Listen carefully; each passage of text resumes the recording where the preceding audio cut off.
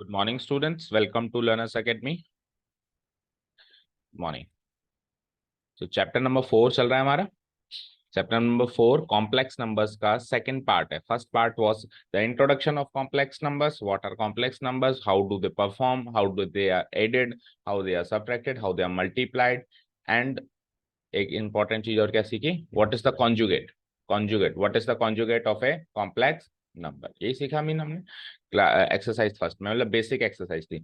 अब एक्सरसाइज 2 में क्या है देखो. टॉपिक नेम पढ़ो. Argand plane and polar representation. वैसे तो ये दो टॉपिक हैं. एक दिन का ये टॉपिक है और एक दिन का ये टॉपिक है डिटेल में पढ़ा जाए तो. ठीक है. और फिर एक दिन इन दोनों की मिला के एक एक्सरसाइज है. राइट. बट क्योंकि हमारे कोर्स में इस साल एक्सरसाइज तो है नहीं, only the topic introduction is given. ठीक है. तो हमको एक्सरसाइज तो करनी नहीं है, क्वेश्चंस तो करने नहीं है, बट हमको टॉपिक समझना जरूरी है क्योंकि है हमारे कोर्स में, है ना. तो थ्योरी बेस्ड क्वेश्चन बन जाए या फिर माइट बी पॉसिबल कि आगे इस पर बेस्ड कोई और क्वेश्चन बन जाए, इस टॉपिक पर बेस्ड कोई दूसरा टॉपिक आए. ठीक है. तो इसीलिए टॉपिक को समझना जरूरी है. तो 2 दिन ना लगाएं लेकिन एक दिन में तो कवर करें. ठीक है. क्विकली हम कवर करेंगे. नोट्स आप लिखने का काम घर पे करेंगे, अभी आप समझने का काम करेंगे. स्टार्ट करें. ओके. सो 2 पार्ट्स में डिवाइड करता हूं. पहले समझते हैं आर्गेन प्लेन क्या होता है, बाद में समझेंगे पोलर रिप्रेजेंटेशन क्या होता है. पहले समझेंगे आर्गेन प्लेन क्या होता है, बाद में समझेंगे पोलर रिप्रेजेंटेशन क्या होता है. ये लो मैंने इसको काट दिया. अब क्या टॉपिक है मेरे पास? Argan plane. प्लेन क्या होता है? What is meant by plane? Yes. A plane is a Cartesian plane. Plane का मतलब सिंपल सा है, Cartesian plane consisting of 2 axis, horizontal axis X axis and vertical axis Y axis. ये होता है प्लेन. तो ठीक है. एंड उसके बाद फिर वही 4 क्वाड्रेंट्स, वही origin and everything like the Cartesian plane. बिल्कुल कार्टेशियन प्लेन की तरह ही है प्लेन. तो अब ये आर्गेन प्लेन क्या है? देखो ये है मेरा Cartesian plane. This is my Cartesian plane. मान लो यहाँ पे कोई पॉइंट है, लेट्स से 2,5. राइट. यहाँ पे भी कोई पॉइंट हो सकता है, लेट्स से -8,2. एंड देन मान लो यहाँ पे कोई पॉइंट है, let's say for example -3,-2. And for example यहाँ पर भी एक पॉइंट हो सकता है, लेट्स से फोर्थ क्वाड्रेंट में क्या होता है, plus minus X coordinate plus, that means 2, and Y coordinate minus, let's say ये है हमारे पास -6. सो ये कार्टेशियन प्लेन है और ओरिजिन इज ऑब्वियसली व्हाट, 0,0. ठीक है. यहाँ तक कोई डाउट नहीं. कार्टेशियन प्लेन है. अब आर्गेन प्लेन क्या है? तो एक ऐसा कार्टेशियन प्लेन जिसके अंदर मैं कॉम्प्लेक्स नंबर्स को रिप्रेजेंट करूं. एक ऐसा कार्टेशियन प्लेन जिसके अंदर क्या रिप्रेजेंट करें? कॉम्प्लेक्स नंबर, जो अभी अभी हाल ही में पढ़ के आए हैं उसको रिप्रेजेंट करें. तो वो कार्टेशियन प्लेन आर्गेन प्लेन बन जाता है. वो कार्टेशियन प्लेन आर्गेन प्लेन बन जाता है. दैट मींस आर्गेन प्लेन की डेफिनेशन बन गई.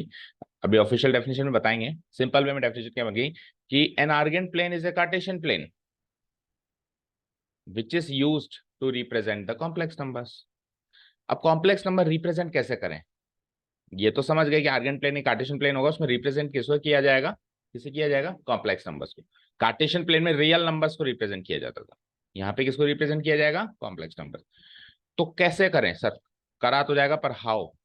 सो कॉम्प्लेक्स नंबर हमेशा z equal to a plus I B की फॉर्म में होता है. कोई भी कॉम्प्लेक्स नंबर, कोई भी एनीथिंग, चाहे ऐसे आई की कितनी भी पावर हो, ultimately a plus I B. ये काम तो हम पिछले एक्सरसाइज में भी कर चुके हैं, तो वो तो बताने की जरूरत है नहीं कैसे होता है. तो a प्लस आई बी में a is the real part and b is the imaginary part. तो 2 पार्ट हैं, 2 ही एक्सेस हैं, हो गया काम. we will take we will take real part in the x-axis and we will take imaginary part in the y-axis. For example, let us take a complex number z equal to 3 plus 7 iota. So 3 is the imaginary part. Oh, 3 is the real part. तो real part कहाँ लेंगे हम? x-axis में. So 1 2 3 let's say यहाँ पे और 7 मान लो यहाँ पे. तो कहीं पर भी मान लो जैसे यहाँ पे ये नंबर रिप्रेजेंट हो गया. ये वाला जो नंबर है ये वाला कॉम्प्लेक्स नंबर हो गया. ठीक है. 3 + 7 आयोटा. ये तो हो गया मेरा रियल पार्ट. यहाँ से लेके यहाँ तक ये मान लो 3 है और ये मान लो 7. बताओ समझ आएगा? वेरी इजी, कुछ कॉम्प्लिकेशंस नहीं है यहाँ तक। कॉम्प्लेक्स नंबर को उठाओ, कार्टेशियन प्लेन पे रिप्रेजेंट करो, तो वो प्लेन क्या बन गया, उस प्लेन को क्या कहेंगे, आर्गेंट प्लेन कहेंगे। अच्छा, ऐसा क्यों कहेंगे आर्गेंट प्लेन? क्यों? आर्गेंट वर्ड आर्ग्यूमेंट से निकला है। अभी आर्ग्यूमेंट क्या होता है वो भी समझना है अपने को, तो वो आर्ग्यूमेंट से ये आर्गेंट प्लेन बना। अभी आर्ग्यूमेंट बता रहा हूँ क्या होता है। ठीक है, क्लियर? ओके। अब सुनो दूसरी बात। कल तक हमारे लिए स्टैंडर्ड फॉर्म क्या थी कॉम्प्लेक्स नंबर की, ए प्लस आई बी। आज से हमारी स्टैंडर्ड फॉर्मूला, इस टॉपिक के बाद से हमारी स्टैंडर्ड फॉर्म हो जाएगी z equal to X plus I Y. ऐसा क्यों? क्योंकि मैं रियल पार्ट एक्स एक्सिस पे ले रहा हूं और मैं इमेजिनरी पार्ट वाई एक्सिस पे ले रहा हूं। तो वो बच्चों का खेल था, मतलब वो बच्चों को जो समझाते हैं ना ए और बी, स्टार्टिंग ए बी से करते हैं, कभी ना कभी एक्स और वाई पे पहुंचते हैं, अल्टीमेटली टॉपिक समझ जाता है। तो मैथ्स में तो हर चीज एक्स और वाई है, मैथ्स में हर चीज क्या है, एक्स एंड वाई। ठीक है, सो एक बार कार्टेशियन प्लेन में आ गए, मतलब आर्गेंट प्लेन पे आ गए, तो अब स्टैंडर्ड फॉर्म क्या मानी जाएगी, एक्स प्लस आयोटा वाई, या वाई आई, वो कैसे भी लिख सकते हो, आई वाई भी लिख सकते हो, वाई आई भी लिख सकते हो, उसका कोई फर्क नहीं पड़ेगा। जहां पे x will represent the real part and y will represent the imaginary part. Because x axis पर रियल पार्ट रिप्रेजेंट किया जाता है, तो आर्गेंट प्लेन पर x एक्सिस को रियल एक्सिस भी कहा जाता है, एंड बिकॉज y एक्सिस पे इमेजिनरी पार्ट को रिप्रेजेंट किया जाता है, तो आर्गेंट प्लेन पे y एक्सिस को इमेजिनरी एक्सिस भी कहा जाता है। सो आर्गेंट प्लेन में दो एक्सेस होती है, कार्टेशियन प्लेन में भी दो एक्सेस होती थी, उनके नाम थे horizontal axis and vertical axis. यहाँ पर भी दो एक्सिस है, उनके नाम है real axis and imaginary axis. Real axis is that horizontal axis X axis, and imaginary axis is that vertical axis Y axis. यहाँ तक क्लियर है? Okay, real part and imaginary part plus minus में हो सकते हैं, तो वहां पर भी चार केस बनते हैं, real positive imaginary positive, real negative imaginary positive दोनों नेगेटिव, और रियल पॉजिटिव इमेजिनरी, तो वो चार क्वाड्रेंट्स में डिवाइड हो जाएगा। यानी दुनिया का कैसा भी कॉम्प्लेक्स नंबर है इस पे रिप्रेजेंट किया जा सकता है। ये तरीका मिला रिप्रेजेंट करने का। लेट्स से किसी का कॉम्प्लेक्स नंबर को ज्योमेट्रिकली कैसे रिप्रेजेंट करेंगे, तो एक कार्टेशियन प्लेन ही तरीका मिला, क्योंकि मुझे एक ऐसी चीज सोचनी थी जिसमें दो चीजें हों, रियल एंड इमेजिनरी, और फिर वो दोनों पॉजिटिव नेगेटिव हो सकती हों, तो उसको रिप्रेजेंट करने का सबसे सही तरीका मुझे कार्टेशियन प्लेन मिला। इसमें भी दो चीजें होती हैं, एक्स एंड वाई, और दोनों ही चीजें positive negative and even zero भी हो सकती हैं। Is this thing clear? One more thing. तो जैसे सपोज करो ये -8,2 है, तो मान लो ये भी एक कॉम्प्लेक्स नंबर ही हो सकता है, आर्गेंट प्लेन पे ये कॉम्प्लेक्स नंबर होगा, तो क्या होगा, लेट्स से ये Z1 था, तो ये क्या हो जाएगा, Z2 बोलो, बोलो क्या हो जाएगा, -8 + 2 आयोटा। लेट्स से ये Z3 है, तो ये बोलो क्या हो जाएगा, -3 - 2 आयोटा, एंड लेट्स से ये Z4 है, तो ये क्या हो जाएगा, 2 - 6 आयोटा। यस और नो? यस और no? Okay, one more thing. यहाँ पे मान लो एक्स एक्सिस पे मैंने एक नंबर रखा, क्या होगा, 2,0। तो बताओ ये 2,0 भी एक कॉम्प्लेक्स नंबर को रिप्रेजेंट कर रहा है? बोलो उसकी फॉर्म बोलो पूरी, Z5, क्या, 2 + 0 आयोटा। यस, तो क्या समझे यहां से, 2 + 0 आयोटा एक प्योर रियल कॉम्प्लेक्स नंबर है। दो तरह के कॉम्प्लेक्स नंबर्स होते थे, pure real complex number and pure imaginary, मतलब दो तरह के नहीं होते थे, दो स्पेशल तरह के होते थे, pure real complex number and pure imaginary complex number. तो ये प्योर रियल कॉम्प्लेक्स नंबर है। सो अल्टीमेटली हम ये कंक्लूड कर सकते हैं कि रियल एक्सेस पे लाई होने वाला कोई भी complex number pure real complex number होगा। एंड सिमिलरली लेट्स से मैं अगर यहाँ पर भी एक कॉम्प्लेक्स नंबर लाया करवा दूं, लेट्स से कि ये है मेरा -3,0, सो इसको हम क्या कह सकते हैं, बोलो, Z6 इक्वल टू, बोलो, सॉरी गलत लिख दिया क्या मैंने, 0, -3 लिखना है। Okay okay, 0, -3।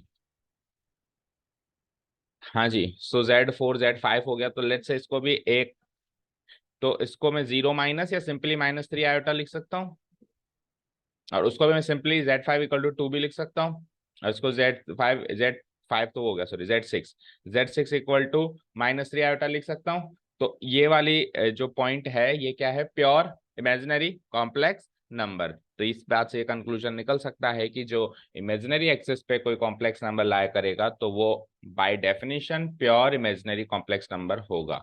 यहाँ तक सब समझ में आया? ठीक है, ओरिजिन भी एक कॉम्प्लेक्स नंबर होगा, क्योंकि 0 + 0 आयोटा भी एक कॉम्प्लेक्स नंबर होता है। यहाँ तक सारी बातें क्लियर है? ठीक है, अब इससे रिलेटेड चीजें लिखनी क्या है, मैं क्विकली स्क्रॉल कर रहा हूँ, आपको घर पे बैठ के उसके नोट्स बनाने। अदरवाइज अगर नोट्स बनाने पे आए और अगर ये टॉपिक की एक्सरसाइज होती तो ये 2 दिन का तो इंट्रोडक्शन है ओनली, ओनली 2 दिन का इंट्रोडक्शन है। मैंने अभी भी जो भी आपको बातें बताई ये फुल डिटेल में नहीं बताई, ब्रीफ करके बताई। ओके, सो स्क्रॉल करूं मैं नोट्स। 1 दिन से ज्यादा दिन तो हम नहीं दे सकते ना फिर, क्योंकि एक्सरसाइज तो हैवी नहीं है ना, वो भी हम तो दे रहे हैं आपको किसी और प्लेटफॉर्म पे, तो शायद अभी इस साल क्लास 11th में ये टॉपिक पढ़ाया ही नहीं जाएगा, शायद स्कूल में भी नहीं पढ़ाया गया होगा और ना ही किसी और प्लेटफॉर्म पे पढ़ाया जाएगा। बट हमारे सोच कुछ अलग है, क्योंकि बुक के अंदर है तो एक बार उसको नजर से निकालना जरूरी है। सो रीड आउट करना शुरू कर रहा हूं, है ना। आप समझो और घर पे बैठ के इसको कॉपी पेस्ट कर लेंगे फिर वीडियो को देखकर। Now that we have learnt what a complex number is, the next question arises how to represent a complex number geometrically. एक बार सीख लिया कॉम्प्लेक्स नंबर क्या है, तो अगला question how to represent, representation of complex number in geometric. Maths में हर एक चीज को ज्योमेट्रिकली रिप्रेजेंट करते हैं। इवन हमने लीनियर इक्वेशंस को भी किया था, इवन हमने अभी तक हालांकि क्वाड्रेटिक इक्वेशन को नहीं किया, इस साल वो भी हो जाएगा। ठीक है ना, क्वाड्रेटिक इक्वेशन का भी ज्योमेट्रिक रिप्रेजेंटेशन है। चैप्टर नंबर लास्ट ईयर 11 में था, हो सकता है एक चैप्टर कट गया हो तो अभी 10 में आ गया हो। ठीक है, पैराबोला, हाइपरबोला, ये क्वाड्रेटिक इक्वेशन के ही एक तरीके से ज्योमेट्रिक रिप्रेजेंटेशन होते हैं। ठीक है, तो हर एक चीज का है तो कॉम्प्लेक्स नंबर का भी होगा। So the answer is, Argand plane. This is my answer. एक सवाल था कि how to represent complex number geometrically, तो इसका आंसर क्या मिला मुझे, आर्गेंट प्लेन। ठीक है, तो आर्गेंट प्लेन को कैसे रिप्रेजेंट करेंगे, पढ़ते हैं आगे। ये हैंग कर रहा है।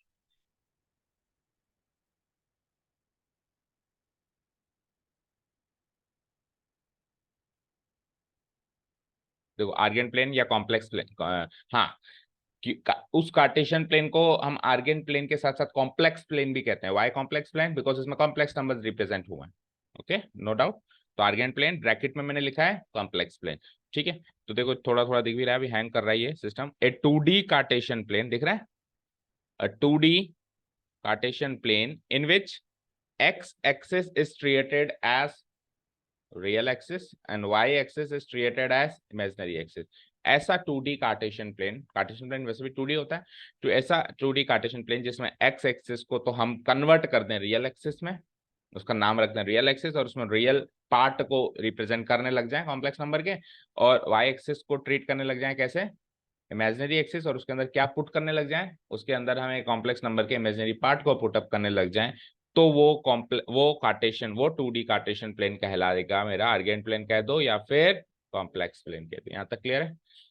हाँ, 1 सेकेंड, इसको देखें क्या प्रॉब्लम है। चलो लेट्स कंटिन्यू। तो 2D Cartesian plane in which x axis is treated as, let's see the definition part, x axis is treated as the real। अब रियल को क्या लिखते थे अपन,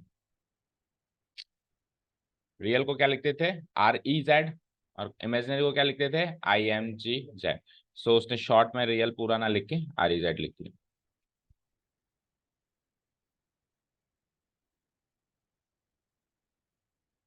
अब रीड आउट करो। So this is the definition of an argent plane or complex plane. अब read out करो। A 2D Cartesian plane in which x-axis is treated as real z-axis, यानी complex number की real axis, and y-axis is treated as imaginary z-axis. ठीक है, it's called a argent plane. Even it should be, it is called n, argent plane के लिए n आएगा। ठीक है, next देखो, it means, इसका मतलब क्या हुआ, that we can represent a complex number of the form in an argent plane taking the real part of the complex number, that is real z, on the x-axis, and imaginary part of the complex number, that is imaginary z, on the y-axis। समझ आया, बोलो समझ आया। ठीक है ना, taking the real part of the complex number, that is real z, on the x-axis, and the imaginary part of the complex number, that is imaginary z, on the y-axis। यहाँ तक क्लियर है। ठीक है, तो Argand plane हो गया, representation हो गया। अब रिप्रेजेंटेशन करने के बाद आगे क्या चीजें चलेंगी उसकी बात करते हैं। और जो अभी मैंने आपको बात बताई कि देखो, अगर हम कोई भी ऐसा पॉइंट जो एक्स एक्सिस पे लाई कर रहा है उसका वाई कोऑर्डिनेट ढूंढने जाए तो वो जीरो होता है। एक्स एक्सिस पे लाई होने वाले हर एक पॉइंट का वाई कोऑर्डिनेट जीरो होता है। इसका मतलब इन एन आर्गेंट प्लेन कोई भी कॉम्प्लेक्स नंबर अगर जेड एक्स एक्सिस पे लाई कर रहा है, जिसको अपन रियल एक्सिस भी कहते हैं, तो उसका इमेजिनरी पार्ट जीरो होगा, क्योंकि y कोऑर्डिनेट जीरो होता है, और y कोऑर्डिनेट क्या है आज की तारीख में, इमेजिनरी पार्ट है, और x कोऑर्डिनेट क्या है, मेरा रियल पार्ट है। तो इमेजिनरी पार्ट जीरो होगा तो उसको क्या कहते हैं हम, pure real complex number. That means x axis पे लाई होने वाला या रियल एक्सिस पे लाई होने वाला हर एक कॉम्प्लेक्स नंबर क्या कहलाएगा, pure real complex number. Similarly हम ये भी जानते हैं कि y एक्सिस पे लाई होने वाले किसी भी पॉइंट का x कोऑर्डिनेट जीरो होता है, तो आर्गेन प्लेन पर कॉम्प्लेक्स नंबर z अगर y एक्सिस पे लाया कर रहा है, दैट मींस इमेजिनरी एक्सिस पे लाया कर रहा है, तो उसका रियल पार्ट 0 हो जाएगा, तो उसको क्या कहा जाएगा, दूसरे शब्दों में प्योर इमेजिनरी कॉम्प्लेक्स नंबर। ठीक है, ये सारी बातें कर चुके हैं हम, इसके आपको नोट्स इस तरीके से बनाने। ठीक है, आगे बढ़े। ठीक है, यहां तक हम वैसे भी बात कर चुके हैं, आगे बढ़ते हैं। अब हम कर रहे हैं रिप्रेजेंटेशन आर्गेन प्लेन के अंदर। तो एक ग्राफ दिया हुआ है आपको स्क्रीन पर, उसको ध्यान से देखें। मैंने पहले भी कहा कि अब अपन z को x प्लस आयोटा y से रीड करेंगे, ना कि a प्लस आई बी से रीड करेंगे, ताकि वो मैच हो जाएगा हमारा x axis and y axis से। तो देखो यहाँ पर एक आर्गेन प्लेन गिवन है, यहाँ पर क्या गिवन है, एक आर्गेन। अच्छा चलो, ये बने बनाए में आपको हो सकता है कि मजा ना आए, तो लेट्स से ये एक आर्गेन प्लेन है, this is an Argand plane. Okay, let's say मैंने एक x कोमा y पॉइंट जो है उसको एक कॉम्प्लेक्स नंबर से रिप्रेजेंट करवाया। इसका मतलब क्या है कि रियल पार्ट तो है x, यहां से लेके यहां तक रियल पार्ट क्या है x, और यहां से लेके यहां तक इमेजिनरी पार्ट क्या है y। दैट मीन्स ये डिस्टेंस x है और ये डिस्टेंस y है, यस और नो। तो मुझे बताओ यूजिंग पाइथागोरस थ्योरम ये डिस्टेंस कितनी होगी, X square plus Y square का रूट, यस और नो होगी। और पिछली एक्सरसाइज में याद करें तो root of x square plus Y square क्या होता था, मॉडुलस ऑफ जेड होता था, नहीं होता था। तो मैं कह सकता हूं कि ये डिस्टेंस मॉडुलस ऑफ जेड है, बोलो, ये डिस्टेंस मॉडुलस ऑफ जेड है। भाई जो चीजें हम पढ़ के आए हैं वो आर्गेन प्लेन में कहाँ नजर आएगी, वो सोच रहे हैं हम। तो हम पढ़ के आए कि root of x square plus Y square, एक root of x square plus Y square को हम मॉडुलस जेड से डिफाइन करके आए हैं, तो वो मॉडुलस जेड हमको आर्गेन प्लेन में कहाँ नजर आएगा, क्या नजर आएगा, कहाँ नजर आएगा, ओरिजिन से किसी भी कॉम्प्लेक्स नंबर की दूरी की फॉर्म में नजर आएगा। ये वो कॉम्प्लेक्स नंबर था जेड, z1 कह लो उसको, है ना। तो ये z1 कॉम्प्लेक्स नंबर की ओरिजिन से दूरी तो है मॉडुलस z, बोलो। तो एक आर्गेन प्लेन में मैं पूछूं कि किसी भी कॉम्प्लेक्स नंबर की डिस्टेंस फ्रॉम ओरिजिन क्या कहलाएगी, तो आप क्या कह लोगे, उस कॉम्प्लेक्स नंबर का मॉडुलस कहलाएगी। क्या कहलाएगी, उस कॉम्प्लेक्स नंबर का क्या कहलाएगी, मॉडुलस कहलाएगी। क्योंकि पाइथागोरस थ्योरम से भी वो वही चीज प्रूव हो रही है, और मॉडुलस z भी वही होता है, ऐसा हम एक्सरसाइज 1 में पढ़ के आए। यहाँ तक क्लियर। ओके, अब देखो स्क्रीन पे, मान लो मैंने जितना y ऊपर लिया था उतना ही y नीचे ले लूं और x उतना ही रहने दूं। कहने का मतलब है x कल भी x था, पर y आज की तारीख में क्या हो गया, y आज की तारीख में माइनस y हो गया। x उतना ही है, मतलब x कोऑर्डिनेट वही है, y कोऑर्डिनेट निगेटिव हो गया।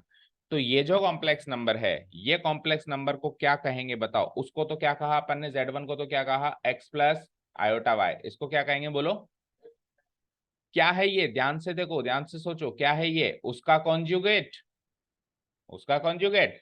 तो एक आर्गेंड प्लेन पर अगर रियल एक्सिस को एक मिरर मान लिया जाए, रियल एक्सिस को एक आईना मान लिया जाए, तो तो उस आईने के अंदर किसी भी कॉम्प्लेक्स नंबर का कॉन्जुगेट दिखाई देता है, उसकी इमेज। भाई इसको इसको हमने मिरर मान लिया, इसको हमने मिरर मान लिया, तो अगर वो ऑब्जेक्ट यहाँ पर है तो जितना अगर वो ऊपर है उसकी इमेज उतनी नीचे होगी, होगी। तो कोई भी कॉम्प्लेक्स नंबर हो इस आईने के ऊपर हो तो उसका कॉन्जुगेट नीचे दिखाई देगा, और अगर नीचे हो तो उसका कॉन्जुगेट ऊपर दिखाई देगा। मैं कह सकता हूं ना, इसका कॉन्जुगेट ये है, इसका कॉन्जुगेट ये है, और इसका कॉन्जुगेट ये है। तो अगर मैं रियल एक्सिस को क्या मान लूं, एक मिरर मान लूं, तो कॉम्प्लेक्स नंबर्स के हमको जो इमेजेस होंगी उस मिरर के अकॉर्डिंग जो इमेजेस होंगी वो एक्चुअली कॉन्जुगेट जेड होंगी। या फिर सिंपल सी भाषा में बात करें तो हम कह सकते हैं आर्गेंट प्लेन पे कॉन्जुगेट जेड जेड की मिरर इमेज होती है।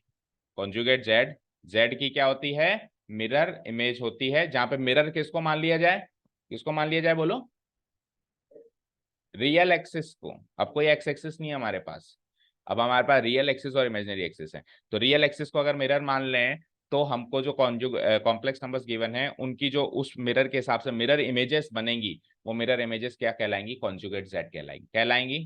ठीक है, अब देखो स्क्रीन पर, अब ये y है तो ये माइनस वाई है, नीचे की साइड ये माइनस वाई है।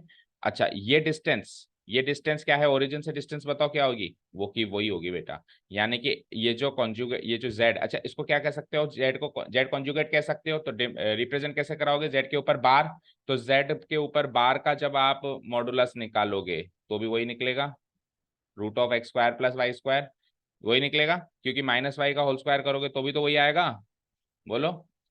तो इसको भी मैं वही लिख सकता हूँ जो उसको लिखा मैंने। तो क्या साबित हुआ इससे कि z का और कॉन्जुगेट z का और कॉन्जुगेट z का मॉडुलस एक होता है, ये साबित हुआ।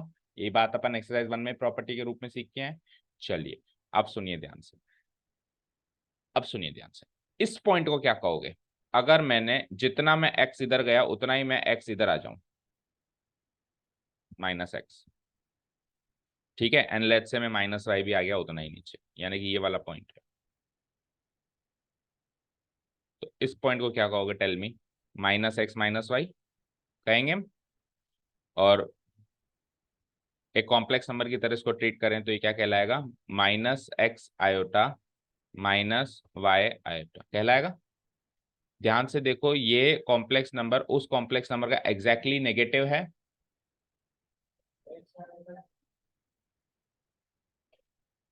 ओ सॉरी नॉट आयोटा, हाँ -x -y आयोटा, ठीक है। अभी अब ये कॉम्प्लेक्स नंबर उस कॉम्प्लेक्स नंबर का एग्जैक्टली नेगेटिव है।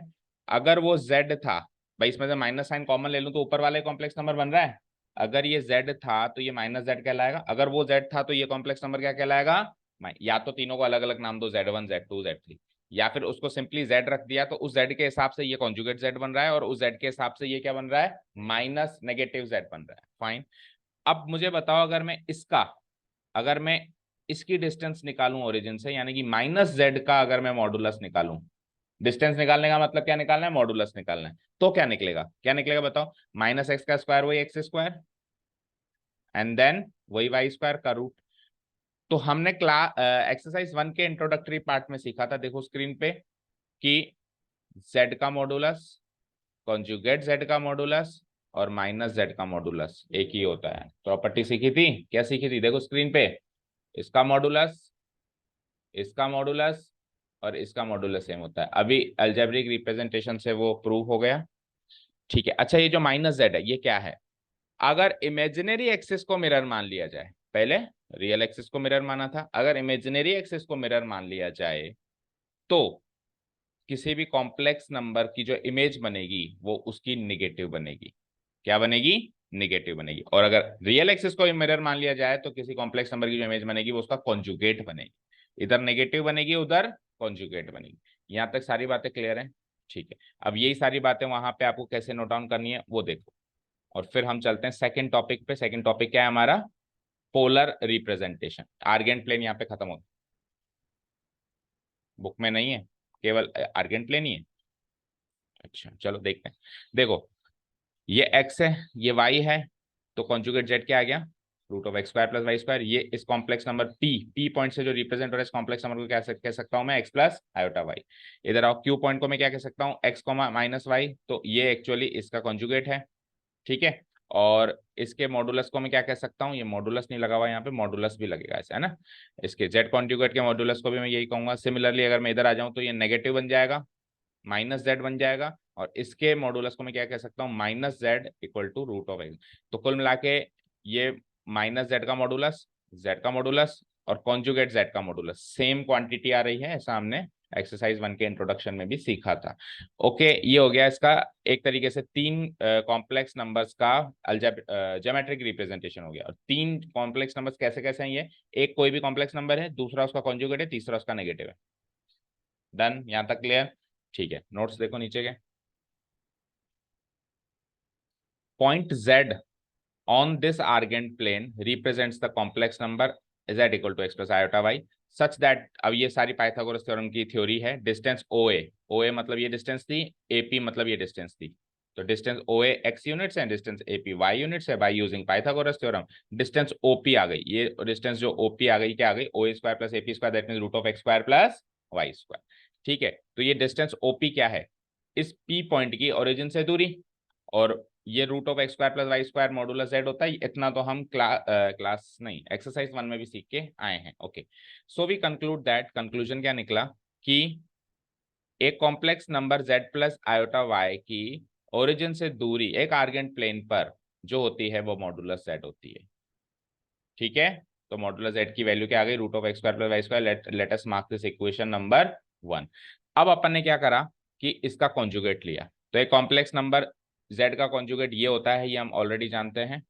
क्या करना होता है, केवल और केवल इमेजिनरी पार्ट को नेगेटिव करना होता है, और इमेजिनरी पार्ट क्या है, वाई एक्सिस पर है, तो वाई एक्सिस को नेगेटिव करना पड़ेगा। यानी कि कल तक आप एक्स एक्सिस के ऊपर थे तो अब नीचे आ जाओगे, और अगर नीचे थे तो ऊपर आ जाओगे। जितना ऊपर थे उतना ही नीचे आओगे, क्योंकि +5 था तो -5, और जितना नीचे थे मान लो -3 था तो उतना ही ऊपर जाओगे, +3।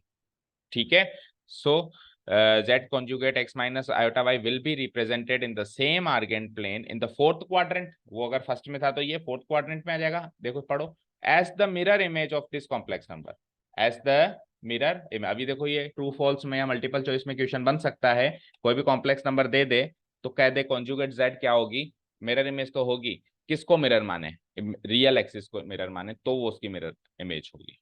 ठीक है ना, पढ़ो, considering real axis as the mirror, या फिर ऐसे ऐसे कहते हैं कि रियल एक्सिस को मिरर माने तो किसी कॉम्प्लेक्स नंबर का क्या मिलता है। Option number 1 negative, option number 2 modulus, option number 3 conjugate. क्या मिलता है, कॉन्जुगेट। ठीक है, इस तरीके से आपके क्वेश्चंस बन सकते हैं। ठीक है, इसकी डिस्टेंस भी ओरिजिन से उतनी ही होगी। देखो मेरा कॉम्प्लेक्स नंबर देखो इधर स्क्रीन पे इतना दूर है, तो उठ के एग्जैक्टली इधर आ गया तो अभी भी उतना ही दूर होगा, होगा नहीं होगा, वो तो फ्लिप हुआ है ना बस। एक तरीके से ये लाइन ऐसे है, इसकी दूरी, ये इसकी लंबाई इतनी है स्पेन की, तो उसको उठा के मैं ऐसे कर दूं तो लंबाई क्या छोटी बड़ी हो गई है, लंबाई तो आज भी उतनी है, और घुमा के इधर कर दूं तो भी पेन की लंबाई तो उतनी है ना। तो आप बराबर उठा रहे हो, जितना ऊपर थे उतना इधर उठा रहे हो, और फिर जितना इधर थे उतना ही इधर उठा रहे हो, तो वो लंबाई सेम रहेगी। ठीक है ना, सो हमने क्या लिखा, इसकी डिस्टेंस जो ओरिजिन से होगी वो भी यही होगी, modulus Z equal modulus Z conjugate, modulus Z conjugate भी उतनी ही होगी। और ये हो गई हमारी इक्वेशन नंबर 2। अब आ जाओ नेगेटिव जेड, जो तीसरी चीज हमने सीखी। Now the negative of the complex number, this complex number will be this complex number, negative of this complex number will be this complex number. तो ये जो रिप्रेजेंटेशन होगा ये थर्ड क्वाड्रेंट में होगा, और ये किसकी मिरर इमेज होगी, ये इस कॉन्जुगेट जेड की मिरर इमेज होगी। किसकी होगी, क्योंकि देखो मिरर इमेज क्या करेगी, देखो वाई एक्सिस को जब मैंने मिरर माना, वाई एक्सिस को क्या माना मैंने, मिरर माना, तो कोई भी नंबर है तो वो वाई एक्सिस से जितना दूर था उतना ही दूर इधर आएगा। ठीक है, समझ आया। आपको पता है ना मिरर की प्रॉपर्टीज, जितनी डिस्टेंस इधर होती है उतनी उसकी इमेज उतनी इधर बनती है। ठीक है, मिरर को बीच में छोड़ दो, मिरर से ये ऑब्जेक्ट जितना दूर है उतना ही इधर बनेगा। हमने क्लास 10th में भी तो एक क्वेश्चन किया था क्लाउड वाला, वाटर इमेज में भी हमने वो किया था कि जितना ऑब्जेक्ट ऊपर है वाटर के उतना ही नीचे हम उसकी लंबाई, जो उसकी प्रतिबिंब है वो उतना ही लंबा लेंगे, शेडो उतनी लेंगे। ठीक है, तो सेम टू सेम अगर अभी वाई एक्सिस को अगर मैं मिरर मान लूं तो कोई भी पॉइंट मान लो वहां है, तो वाई एक्सिस से कितना दूर है उतना ही दूर इधर उसकी इमेज बनेगी। तो वो फोर्थ क्वाड्रेंट में जो मेरा कॉन्जुगेट जेड था उसकी मिरर इमेज बनेगी -z। समझ में आ गई बात, क्लियर है। देखो क्या कह रहा है, the negative of the complex number ये हो जाएगा, और इसका रिप्रेजेंटेशन जो है इस कॉन्जुगेट जेड का मिरर इमेज माना जाएगा अगर इमेजिनरी एक्सिस को मिरर में, इमेजिनरी एक्सिस को एक मिरर मान लिया जाए तो। अगर इमेजिनरी एक्सिस को एक मिरर, देखो मिरर इमेज बनेगी तो आपको ये भी तो बताना पड़ेगा मिरर कहाँ है। अगर मिरर चेंज हुआ तो मिरर इमेज अलग बनेगी, ऑब्वियस बात है। ठीक है, तो हमने इसमें इमेजिनरी एक्सिस को मिरर माना है। ठीक है, ठीक है क्या, और इसकी डिस्टेंस जो ओरिजिन से होगी यानी -z का जो कॉन्जुगेट होगा वो भी यही होगा, यही होगा। तो इक्वेशन नंबर 3 ये बन गई। तो फ्रॉम इक्वेशन 1, 2 एंड 3 किस बात पे कंक्लूड करते हैं अपन कि z का कॉन्जुगेट करो, चाहे से कॉन्जुगेट z का कॉन्जुगेट, सॉरी z का मॉडुलस करो, चाहे से कॉन्जुगेट z का मॉडुलस करो, चाहे से नेगेटिव z का मॉडुलस करो, you will have the same answer. ये बात हम पहले भी रिप्रेजेंट करके आए। अब देखो पोलर रिप्रेजेंटेशन है नहीं, लेकिन फिर टॉपिक अधूरा रह जाएगा। ठीक है, सो कितना टाइम बचा है, 5-10 मिनट है, घर ही जाओगे तो इससे अच्छा है 5 मिनट 10 मिनट में इसको भी कवर कर जाओ, है ना। चाहे से लिखना मत, पर समझ लो क्या चीज थी। ठीक है, so next thing is Argand plane के बाद अगली चीज क्या आती है, polar representation of a complex number. ठीक है, तो शॉर्ट में समझो चीजें। देखो, कल तक कॉम्प्लेक्स नंबर को रिप्रेजेंट करने के लिए, लेट्स से ये पी पॉइंट कॉम्प्लेक्स नंबर को रिप्रेजेंट कर रहा है, तो मेरे पास दो चीजें क्या थी, एक तो रियल पार्ट और एक इमेजिनरी पार्ट। एक तो रियल पार्ट और एक इमेजिनरी पार्ट। अब पोलर रिप्रेजेंटेशन भी कॉम्प्लेक्स नंबर का ही रिप्रेजेंटेशन है, पर इसमें आपको रियल पार्ट और कॉम्प्लेक्स रियल पार्ट और इमेजिनरी पार्ट नहीं नजर आता। जैसे कि इसमें तो क्या नजर आता है, z इक्वल टू एक्स आयो एक्स प्लस वाई आयोटा या आयोटा वाई, तो इसमें रियल पार्ट और इमेजिनरी पार्ट साफ साफ नजर आता है। लाइक कॉम्प्लेक्स नंबर है 3 + 2 आयोटा, तो 3 is the real part and 2 is the imaginary part. तो जो साधारण रिप्रेजेंटेशन होता है इसमें रियल पार्ट और इमेजिनरी पार्ट नजर आता है, लेकिन पोलर रिप्रेजेंटेशन में रियल पार्ट और इमेजिनरी पार्ट नहीं नजर आता, इसमें दो नई चीजें नजर आती हैं। वो दो नई चीजें हैं, देखो स्क्रीन पर, वो दो नई चीजें हैं, इस कॉम्प्लेक्स नंबर का ओरिजिन सॉरी एक्स एक्सिस की पॉजिटिव साइड से बना हुआ एंगल थीटा। कोई भी कॉम्प्लेक्स नंबर है, वो complex number positive side of x axis के साथ कितना एंगल बना है, पॉजिटिव साइड ये होती है हमेशा, positive side of x axis के, और एंगल हमेशा हमने सीखा है अभी ट्रिग्नोमेट्री चैप्टर में, एंटी क्लॉकवाइज डायरेक्शन में मेजर किया जाता है, क्लॉकवाइज में तो नेगेटिव एंगल हो जाता है ना। सो कोई भी complex number positive side of real axis या एक्स एक्सिस के, तो उसके साथ कितना एंगल बना रहा है, वो एंगल इस रिप्रेजेंटेशन में नजर आएगा, एक चीज। और दूसरी चीज पता है क्या नजर आएगी, मॉडुलस जेड। क्या नजर आएगी, मॉडुलस सेट, यानी कि उसकी दूरी। यानी कि एक कॉम्प्लेक्स नंबर के मैं दो बातें ये ना बता के कि उसका रियल पार्ट इमेजिनरी पार्ट क्या है, ये बताऊं कि वो कॉम्प्लेक्स नंबर ओरिजिन से कितना दूर है, दैट मीन उसका मॉडुलस बताऊं, और प्लस वो कॉम्प्लेक्स नंबर रियल एक्सिस के साथ कितने डिग्री का एंगल बना रहा हूं ये बताऊं। तो ये दो बातें मुझे नजर आए, उस रिप्रेजेंटेशन को कहते हैं पोलर रिप्रेजेंटेशन। ठीक है, तो जो एक्स एक्सिस के साथ एंगल बनाता है उस थीटा को कहते हैं आर्ग्यूमेंट। उस थीटा को क्या कहते हैं, आर्ग्यूमेंट। शॉर्ट में क्या लिखते हैं, ARG, वहीं से उस प्लेन का नाम पड़ा आर्गेंट प्लेन। ठीक है, ARG, यानी ये जो थीटा होगा, लेट्स से थीटा π/6 है, तो मैं आपसे पूछूंगा इस कॉम्प्लेक्स नंबर का आर्ग्यूमेंट क्या है, आप कहोगे π/6। ठीक है, मान लो थीटा जो है π/3 है ना, 60 डिग्री का एंगल बन रहा है मान लो, तो मैं आपसे पूछूंगा बेटा ये कॉम्प्लेक्स नंबर है ना, इसका आर्ग्यूमेंट बताओ। तुम पूछ क्या रहा हूं मैं ये पूछ रहा हूं कि ये कॉम्प्लेक्स नंबर जो है रियल एक्सिस के साथ पॉजिटिव साइड कितने डिग्री का एंगल या कितने रेडियन का एंगल बना रहा है, वो मैं पूछ रहा हूँ, तो आप आंसर दे दोगे सर π/6। ठीक है, दूसरी चीज क्या रिप्रेजेंट होगी पोलर रिप्रेजेंटेशन में, एक तो आर्ग्यूमेंट और दूसरी चीज मॉडुलस। मॉडुलस या फिर यूं कह दो उसकी दूरी फ्रॉम द ओरिजिन, उसकी दूरी फ्रॉम द ओरिजिन, और यहां पर उस दूरी को लेटर आर से डिनोट किया जाएगा पोलर रिप्रेजेंटेशन में। किससे डिनोट किया जाएगा, लेटर आर। तो इस रिप्रेजेंटेशन में जो दो एलिमेंट दिखाई देंगे वो होंगे थीटा और आर, एक्स और वाई नहीं, क्या रिप्रेजेंट होंगे, थीटा और आर। अब देखो रिप्रेजेंटेशन बनेगा कैसे, देखो स्क्रीन पे, तो ये वाली दूरी आर हो गई, अभी अभी मैंने बताया ना, ये वाली दूरी आर हो गई, जो ये दूरी है इसको आर से रिप्रेजेंट कर दिया, इसको थीटा से रिप्रेजेंट कर दिया। अब मुझे एक चीज बताओ, अगर ये थीटा है तो साइन थीटा क्या होगा और कॉस थीटा क्या होगा, बताओ जल्दी से।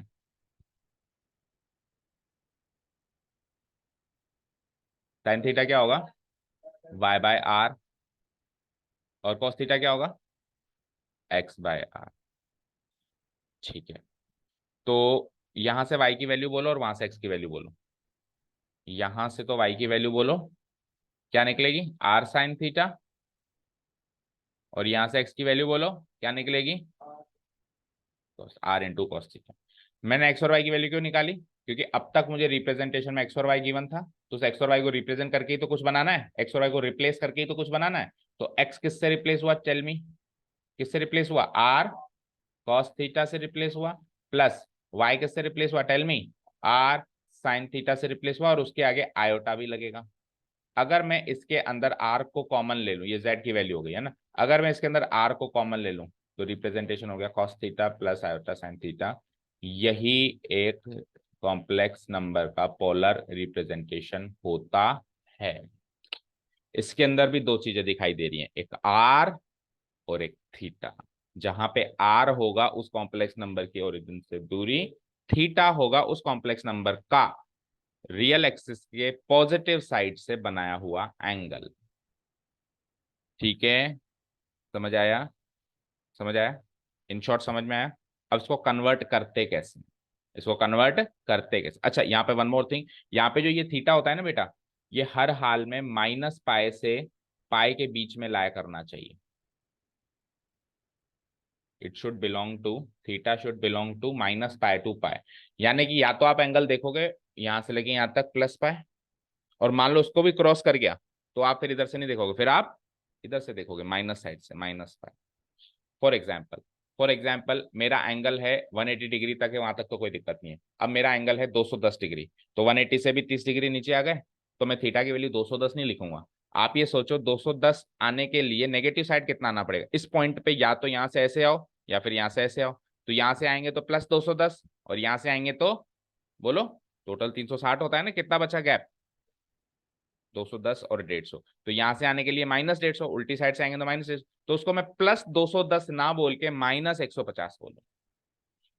समझ गए? इधर देख लो स्क्रीन पे, मान लो मुझे इस जगह पे आना है, तो ये यहां से आते टाइम ये 210 डिग्री है, लेकिन यहां से आते टाइम ये 150 डिग्री ही है, और यहां से उल्टी साइड चल रहा हूं तो उसको क्या कहूंगा, माइनस 150 डिग्री। तो इस थीटा की वैल्यू अगर 210 डिग्री है तो उसको 210 डिग्री ना मार्क करके मैं क्या मार्क करूंगा, माइनस 150 डिग्री। और ऑब्वियसली डिग्री में नहीं मार्क करूंगा, रेडियन में मार्क करूंगा। समझ में आ गई बात? क्लियर है? तो थीटा कहां से कहां लाया होना चाहिए, आर्ग्यूमेंट जेड की जो एक रेंज है वो क्या है, minus pi two plus pi. पूरा 360 डिग्री कवर कर रहा है ये, ऐसा नहीं है। लेकिन आप इसको थर्ड क्वाड्रेंट की फॉर्म में नहीं लिखते या फोर्थ क्वाड्रेंट की फॉर्म में नहीं लिखते, या तो आप लिखते हो फर्स्ट क्वाड्रेंट सेकंड क्वाड्रेंट की फॉर्म में, या फिर आप negative first quadrant and negative second quadrant की फॉर्म में लिखते हो। ठीक है, माइनस 180 का मतलब वही हुआ ना, 180 फर्स्ट सेकंड क्वाड्रेंट है तो नेगेटिव 180 क्या हो जाएगा, माइनस ऑफ फर्स्ट क्वाड्रेंट और सेकंड क्वाड्रेंट की फॉर्म में इसको लिखा जाता है। यहां तक सारी बातें क्लियर हैं? ठीक है। अब देखो क्वेश्चन इस पर होता कैसा है। अब ये नोट्स तो आपको नोट करने नहीं है ना, ये नोट्स तो आपको नोट करने नहीं है, वही सारी बातें देखो। यहाँ पे ये x की वैल्यू क्या हो गई, आर कॉस थीटा भी बताया मैंने आपको, और y की वैल्यू क्या हो गई, आर साइन थीटा। तो जो कॉम्प्लेक्स नंबर इस फॉर्म में था वो x की जगह क्या आ जाएगा आपका, आर कॉस थीटा, और y की जगह क्या आ जाएगा आपका, आर साइन थीटा। और इसको जहाँ पे r का मतलब क्या है, मॉडुलस z, जहाँ पे r का मतलब क्या है, मॉडुलस z। तो फाइनली आ जाओ, मैं फाइनल कंक्लूजन पे लेके चल रहा हूँ आपको, ये सारा उसका एक तरीके से डिस्क्रिप्शन था ना, ये सब साइन थीटा निकाला, कॉस थीटा निकाला।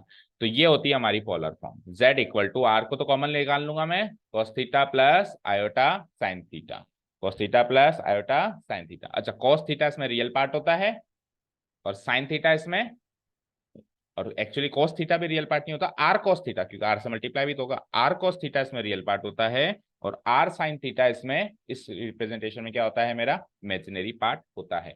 ठीक है, आर की वैल्यू मॉडुलस जेड से निकाली जाती है ना, root of x square plus Y square. अच्छा, थीटा की वैल्यू कैसे निकाली जाती है, सपोज करो आपको एक्स और वाई दे रखा है, तो थीटा की वैल्यू कैसे निकालोगे, थीटा अभी हमने सीखा था क्या होता है थीटा। अगर मुझे एक्स और वाई दे रखा है, एक्स ये है, वाई ये है, एक्स ये है और वाई ये है, तो इस थीटा की वैल्यू कैसे निकालेंगे, एक्स और वाई जिसमें शामिल हो वो कौन सा ट्रिग्नोमेट्रिक रेशियो होगा, tan theta y by x.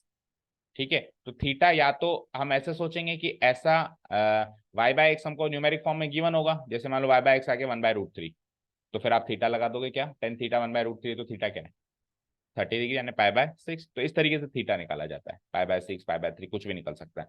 ठीक है, यहाँ पे हालांकि इनवर्स ट्रिग्नोमेट्रिक फंक्शन की फॉर्म में दिया हुआ है, अगर आपको ये चीज ना समझ में आए, तो हम ऐसे भी लिख सकते हैं कि इसको ऐसे ना लिख के हम सिंपली ऐसे लिखते हैं कि टेन थीटा बराबर वाई बाय एक्स, इस हिसाब से जो भी थीटा निकले। एक्चुअली आप नेक्स्ट ईयर सीखोगे, जब टेन उधर जाता है तो उधर जाके क्या बन जाता है, टेन इनवर्स बन जाता है। टेन इनवर्स का मतलब ये होता है, लाइक अगर मैंने लिखा है टेन इनवर्स √3, तो इसका मतलब ये है कि टेन की कौन सी वैल्यू पे √3 आंसर आता है, तो आंसर क्या हो जाएगा, पाई/3। कहने का मतलब है अगर टेन पाई/3 √3 है, अगर टेन पाई/3 √3 है, तो टेन इनवर्स √3 पाई/3 होता है। ये आप डिटेल में नेक्स्ट ईयर सीखोगे। तो ये कहने का मतलब ये समझ में आ गया ना, tan inverse y by x का मतलब क्या हो गया, आपको ये सोचना है y by x value 10 ratio में कहाँ मिलती है, वो एंगल देना है, tan inverse y by x का मतलब ये। ठीक है, और जब जब मैं थीटा को इस रेंज में, जो कि उसकी गिवन रेंज है, मैं लेके जाता हूं, तो वो आर्ग्यूमेंट प्रिंसिपल आर्ग्यूमेंट माना जाता है। जैसे वो 210 डिग्री तो केवल आर्ग्यूमेंट था, लेकिन 210 डिग्री को मैंने माइनस 150 डिग्री कह दिया ना, तो माइनस 150 डिग्री उसकी रेंज में आ गया ना, तो उसको क्या कहेंगे हम, प्रिंसिपल आर्ग्यूमेंट। क्या कहेंगे, यानी प्रिंसिपल रेंज है, प्रिंसिपल मतलब एक तरीके से स्टैंडर्ड फॉर्म सेट किया गया है उस रेंज के अंदर है, प्रिंसिपल आर्ग्यूमेंट। फाइन, कोई डाउट नहीं है? ठीक है, तो हो गया टॉपिक। बस अब ये पूरा एल्गोरिदम होता है कि कैसे अपन पोलर फॉर्म निकाल पाते हैं, तो अब मैं डायरेक्ट क्वेश्चन से बता देता हूँ, है ना।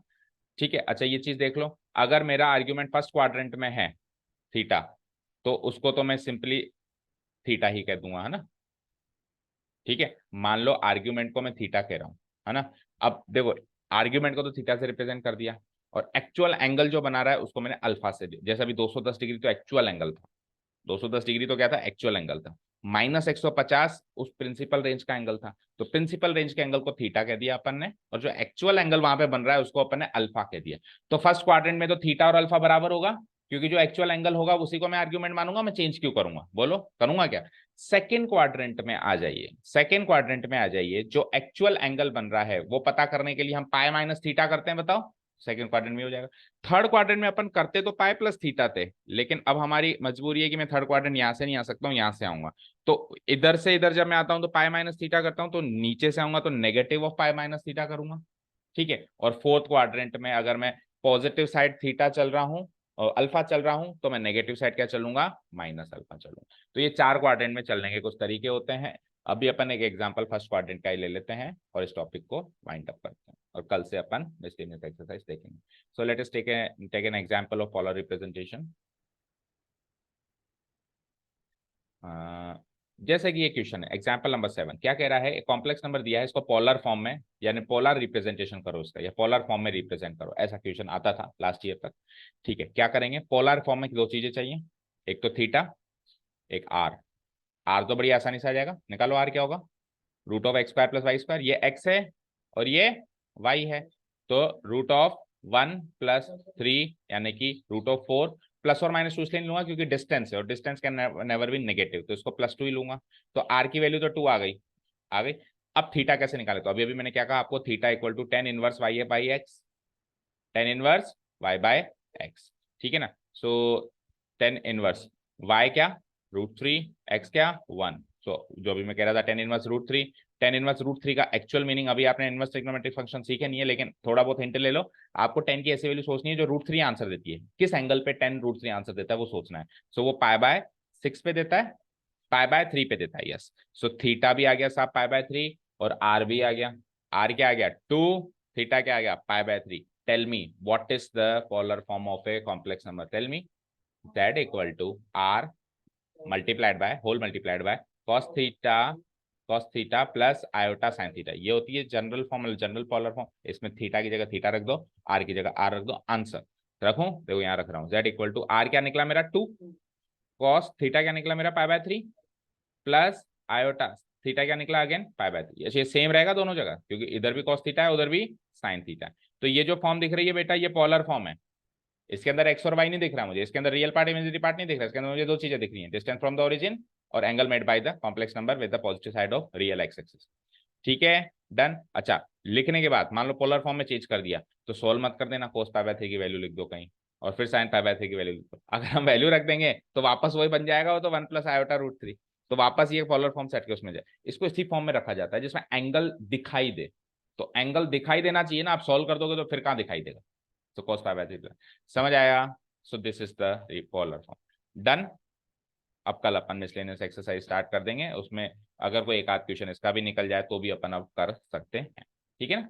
तो लास्ट ईयर तक, मतलब इस साल आपकी एक नहीं दो एक्सरसाइजेस ओमिट हुई है, चेक करो यहाँ पे, देखो स्क्रीन पे, ये तो थी हमारी सेकेंड एक्सरसाइज, और उसके बाद फिर तीसरा तीसरा टॉपिक भी था क्वाड्रेटिक इक्वेशन, ठीक है, क्योंकि इस चैप्टर का इन्वेंशन ही क्वाड्रेटिक इक्वेशन के लिए हुआ था, क्वाड्रेटिक इक्वेशन के लिए हुआ था, वो क्वाड्रेटिक इक्वेशन टॉपिक ही नहीं दिया इन्होंने, ठीक है ना।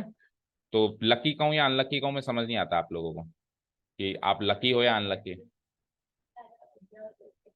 तो मुझे समझ नहीं आ रहा कि आपको क्या उपाधि दूं भाई, आप खुश नसीब हो या बदनसीब हो। खुश नसीब तभी लग रहा होगा कि सर लकी है लकी है लकी है, लेकिन बाद में पता चलेगा कि अनलकी थे। Okay, anyways, thank you so much for listening to us, have a nice day, keep learning, bye.